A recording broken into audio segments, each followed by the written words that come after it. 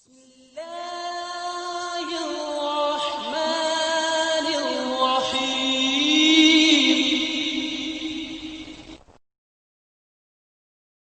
رب اشرح لي صدري ويسر لي أمري واحلل عقدة من لساني يفقه قولي.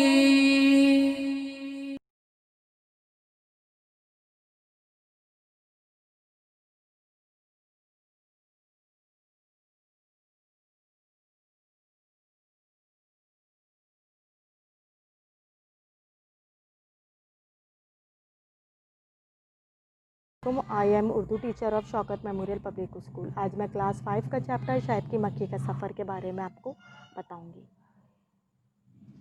शहद की तैयारी एक बेहद मेहनत तलब काम है। बहुत सी मक्खियाँ लगातार रात दिन काम करती हैं, तब वो चीज़ वजूद में आती है जिसको शहद कहा जाता है। इसकी वजह यह है कि एक फूल में रस की मिकदार बहुत थोड़ी होती है, इसीलिए बेशुमार फूलों का रस जमा किया जाता है ताकि काबिल ज़िक्र मिकदार में शहद तैयार हो सके। आधा किलो शहद तैयार करने के लिए शहद की मक्खियों को 3 लाख मील सफ़र करना पड़ता है। यानी आप सोचिए कि इनको कितना ज़्यादा सफ़र करना पड़ता है। हमारे लिए तो हम तो समझते हैं कि शहद बहुत आसानी से हमें मिल जाता है ना। हम लोग किस तरीके से पैकेट में देखते हैं और हम कहते हैं नहीं भाई शहद ख़रीद लिया और बस हमें ये नहीं पता कि इसकी तैयारी में मतलब मक्खियों को 3 लाख मील सफ़र करना पड़ता है। और आपको पता है एक मक्खी की उम्र चंद माह से ज़्यादा नहीं होती। कोई मक्खी अपनी सारी ज़िंदगी का हर लम्हा भी फूलों का रस जमा करने में लगा दे तो चंद कतरों से ज़्यादा शहद नहीं बना सकते। यानी इतनी कम इनकी उम्र होती है। मगर अल्लाह रब्बुल इज़्ज़त ने अगर शहद की मक्खी को बनाया है तो वो इसके ज़रिए इंसानों को एक सबक देना चाहते हैं। सबक क्या है कि हम इंसानों को इज्तिमाई कोशिश करना चाहिए। शहद का अमल जो है वो एक पेचीदा निज़ाम के तहत मुकम्मल होता है। इसी तरीके से इंसान की जो ज़िंदगी है वो भी एक पेचीदा निज़ाम का हिस्सा है। जिस तरीके से ये लोग तैयारी करते हैं कि शहद को जमा करना मतलब फूलों का रस लाना, फूलों से निकालना सबसे पहले, फिर एक जगह पे जमा करना यानी छत्ता बनाना, उस छत्ते के सुराखों में भरना, फिर वो एक टाइम पूरा होता है तो शहद तैयार होता है। यानी आपको जैसे ये लोग सारा शहद जब रस लेकर आते हैं तो वो सारा का सारा शहद नहीं बन जाता है।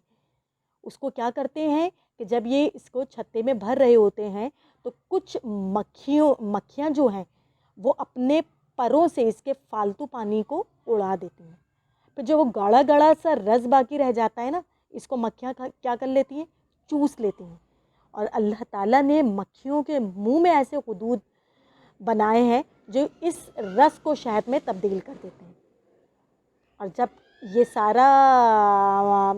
सारा काम हो जाता है तो इस तैयार शहद को छत्ते के सुराखों में भर देती हैं, जो कि महफूज होने का सबसे अच्छा तरीका है। अल्लाह ताला चाहते तो शहद की मक्खी के बगैर भी शहद पैदा हो जाता। अल्लाह ताला क्या करते, शहद का पेड़ बना देते, हम तोड़ते और उससे इस्तेमाल कर लेते या इसकी नहर बहा देते। मगर अल्लाह ताला ने ऐसा नहीं किया। अल्लाह ताला ने इसलिए ये नहीं किया कि ये इसकी जो तैयारी है वो दरअसल हमारे लिए एक मिसाल की हैसियत रखती है और वो हमारे लिए एक बेहतरीन मंसूबा बनती है और नज़्म ज़ब्त का नमूना है। देखा आपने, अल्लाह ताला ने दुनिया में जो चीज़ें बनाई ना, हम कहते हैं कि ये चीज़ शायद फालतू है, मगर अल्लाह ताला ने अगर किसी चीज़ को पैदा किया है तो उसके बनाने का मकसद है। शहद की मक्खी का सफ़र जो आपने सबक पढ़ा है, इसमें इंसानों की ज़िंदगी के सफ़र को नज़्म ज़ब्त और मंसूबा बंदी किस तरीके से करनी है वो समझाने का नमूना है। میں کلاس 5 کا چیپٹر نمبر 1 آپ کو سمجھاؤں گی۔ چیپٹر نمبر 1 ہے بیٹے سے محبت۔ بچوں، آج کا جو ہمارا سبق کا موضوع ہے بیٹے سے محبت، اس سبق میں حضور صلی اللہ علیہ وآلہ وسلم کے بیٹے ابراہیم رضی اللہ تعالیٰ کے بارے میں بتایا ہے کہ جب وہ پیدا ہوئے تھے تو انہیں عرب کے رواج کے مطابق دودھ پلانے کسی دائی کے سپرد کر دیا تھا، یعنی انہیں ام بردہ خولہ کے سپرد کیا۔ ابھی یہ چھوٹے ہی تھے کہ بیمار ہو گئے۔ حضور صلی اللہ علیہ وآلہ وسلم کو خبر دی اور نبی کریم صلی اللہ علیہ وآلہ وسلم انہیں دیکھنے آئے۔ ان کی حالت اتنی خراب تھی کہ رسول صلی اللہ علیہ وآلہ وسلم کی آنکھوں سے آنسو جاری ہو گئے اور بیماری کے سبب ان کا انتقال ہو گیا۔ رسول صلی اللہ علیہ وآلہ وسلم بہت اداس ہوئے، مگر نبی کریم صلی اللہ علیہ وآلہ وسلم نے صبر کا مظاہرہ کیا۔ جب ہم سے کوئی چیز ہم دور ہو جاتی ہے تو ہم کیا کرتے ہیں؟ شور مچانا شروع کر دیتے ہیں، یا ہم اللہ سے ناراضگی ظاہر کرنے لگتے ہیں۔ ہم کہتے ہیں اے اللہ، تو نے ہمارے ساتھ اتنا برا کیوں کیا؟ اللہ تعالیٰ آپ نے ہم سے ان کو کیوں چھین لیا؟ جبکہ ہم تو انسان ہیں اور صحیح طریقے سے اللہ تعالیٰ کی عبادت تک نہیں کرتے، مگر ہم کتنی جلدی شکوے شکایت کرنے لگتے ہیں۔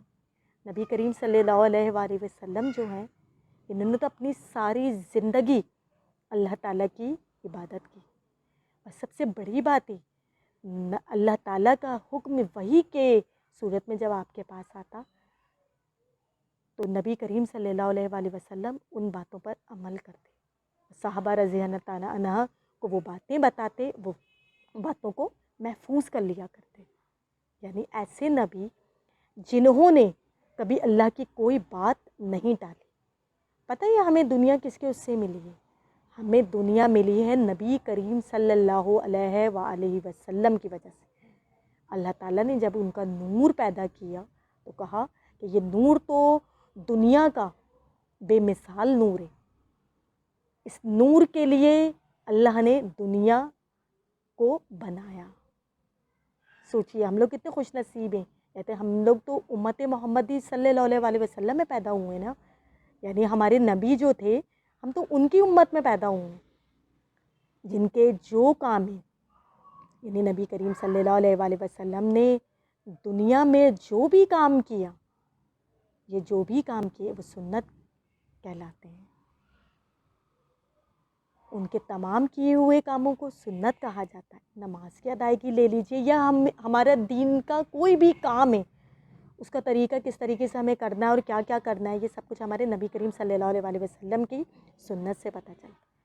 سوچئے ایسے نبی، یعنی ایسے شخص جس کے لیے دنیا بنائی گئی ہو، اور اللہ تعالیٰ کیا ان کی کوئی بات رد کر سکتے تھے؟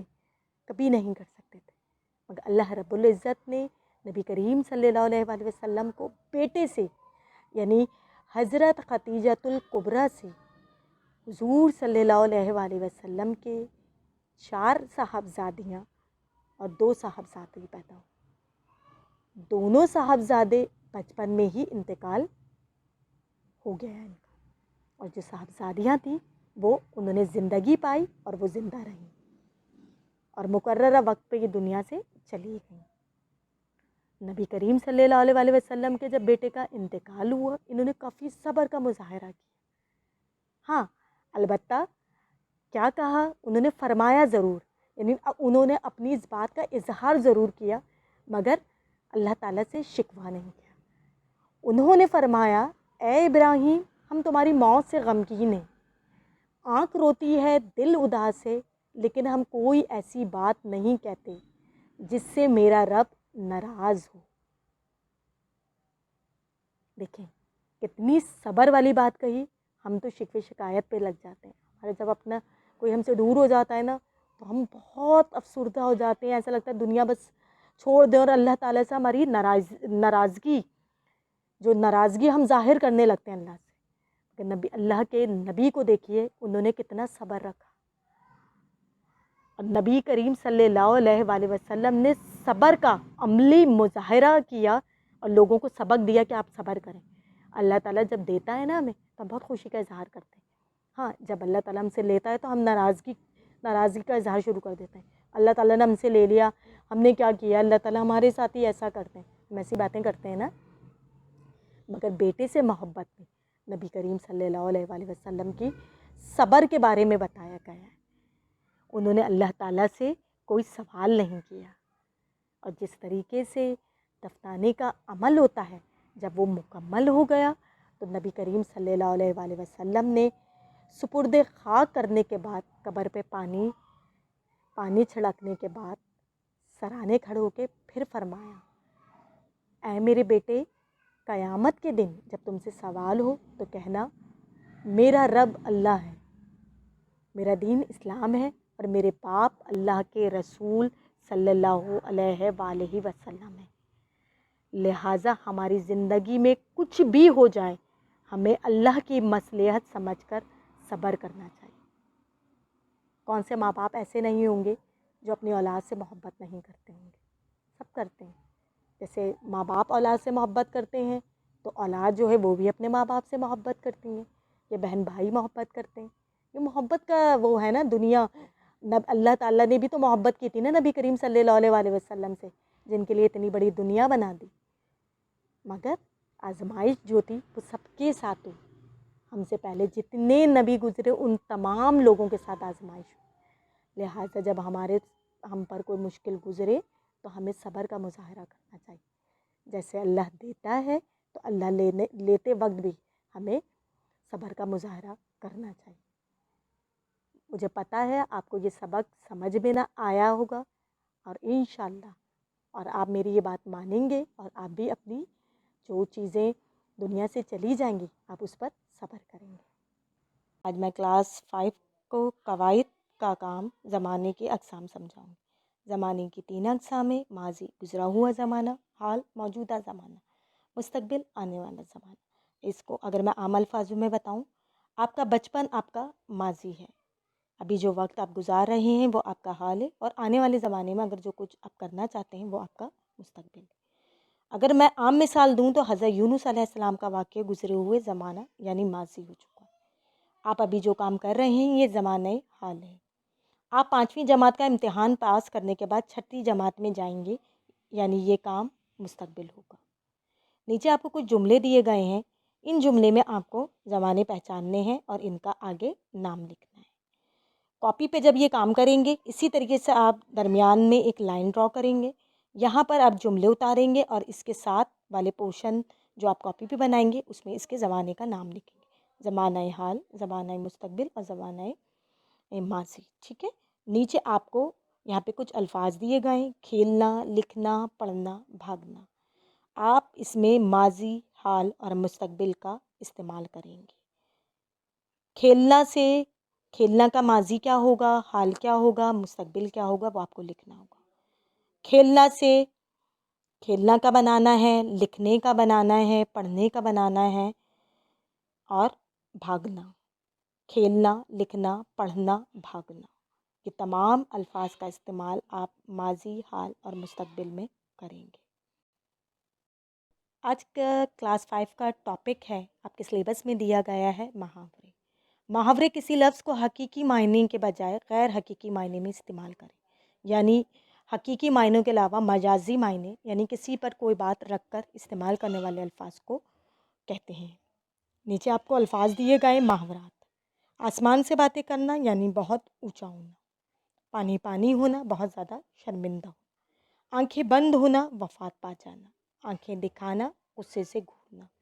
یہ کام ہم اپنی کاپی پر پہلے بھی کر چکے ہیں، آپ کو پتہ ہے۔ سب سے پہلے آپ محاورے کی ہیڈنگ ڈالو گے، اس پر آپ آسمان سے باتیں کرنا لکھو گے، نیچے آپ معنی کی ہیڈنگ ڈالیں گے، پھر آپ بہت اونچا ہونا لکھیں گے، اس کے نیچے آپ جملے کی ہیڈنگ ڈالو گے اور پھر آپ اس پر جملہ بنائیں گے۔ ٹھیک ہے، اس کے بعد آ گیا ہے آپ کے پاس ٹاپک متشابہ الفاظ۔ اردو زبان میں بعض الفاظ ایک سے ہوتے ہیں، ان کی ہجے ایک دوسرے سے مختلف ہوتی ہیں مگر آواز معلوم ہونے پر ایک جیسی لگتی ہے، ان کو متشابہ الفاظ کہتے ہیں۔ بعض الفاظ کی ہجے تو یکساں ہوتی ہیں مگر ان کا تلفظ اور معنی مختلف ہوتے ہیں۔ اگر میں لفظ سدا استعمال کروں، سدا الفاظ کو بھی کہتے ہیں اور سدا ہمیشہ کو بھی کہتے ہیں۔ نیچے آپ کو کچھ متشابہ الفاظ دیے ہیں جو بولنے میں ایک جیسے ہیں مگر لکھائی میں ایک دوسرے سے مختلف ہیں۔ آم کا مطلب ہوتا ہے پھل، اور ایک آم ہے خاص کی ضد۔ آر چمڑے میں سوراخ کرنے کا آلہ ہے، اور ایک آر شرم و غیرت کو کہتے ہیں۔ اعتراض کا مطلب ہوتا ہے نقص نکالنا، اور اعتراض کترانے کو بھی کہتے ہیں۔ بصر مطلب آنکھ، اور ایک بصر ہوتا ہے گزارنا۔ شرح کہتے ہیں کھول کر بیان کرنا، اور ایک شرح ہوتا ہے دینی قانون۔ آپ ان الفاظوں کو دیکھتے ہوئے اور بھی الفاظ بنانے کی کوشش کیجیے گا۔ متشابہ الفاظ ایک جیسے بولے جاتے ہیں مگر لکھائی اور معنوں میں ایک دوسرے سے بہت مختلف ہوتے ہیں۔